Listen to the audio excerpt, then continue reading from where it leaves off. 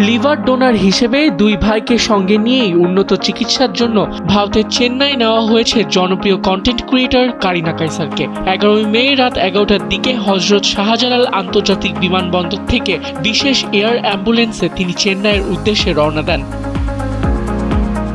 12 মে সামাজিক যোগাযোগ মাধ্যমে বিষয়টি নিশ্চিত করেন কারিনার বাবা কায়সার হামিদ। তিনি জানান, লিভার ডোনার হিসেবে কারিনার দুই ভাই মোস্তফা এস হামিদ ও সাদাত হামিদ তার সঙ্গে রয়েছেন। এছাড়া সফর সঙ্গী হিসেবে আছেন তার মা লোপা কায়সারও।